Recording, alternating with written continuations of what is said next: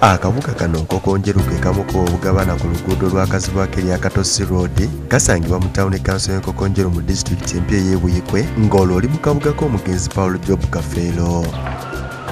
Okukatuukamu bw'oba ova Kampala ng'odda Jinja owetera mukono ku stage y'e Wantone n'okwata ku luguudo olugenda e Katosi. Nkokonjeru olundirira balijja ku muti ogwali nga wali abaminsani nga bakajjako basaddaakiranga Nkokonjeru erinnya okuva mu kabuga kano okutuuka ku kyalo Masaba Paulo Kafeero gye yali azaalibwa Kinyana Mpindi nga mu biro biri e Nkokonjeru n'ebitundu ebiriranyewo nga tewannazannyirwa ebikola eby'obusezi n'obulogo be baalinga baana baali eno. Wabula ensangi zino abatuuze bagamba nti emize egyo gyakendera oluvannyuma lw'abaagikolanga okukkirira ewa Ssenkaaba gye batambuliza emigongo ng'obwato.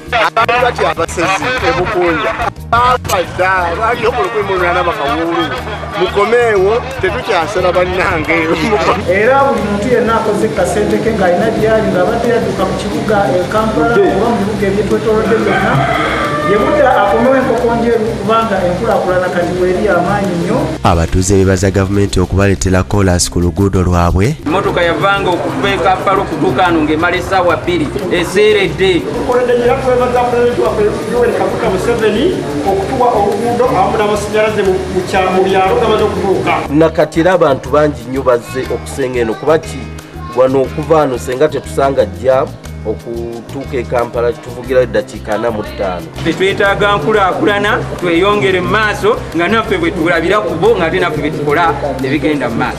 Kati kyovudde olaba nga tukowoola ba investors abantu bewaffe bafune emirimu era kati gwatali ku mulembe bagamba genda ddayo mu kyalo gy'olima. Puloti emabega kaako zibatenga ku miliyoni 3.5 kati mu kibuga wakati awo kugula puloti eri miliyoni 7 kinanda kibega abantu bonna abankokonjeru abali Nkokonjeru nebigiranye abalimi abasuubuzi abamasomero bonna munara nakujja kutogattako tubaniriza Nkokonjeru tusakulire twegatteko.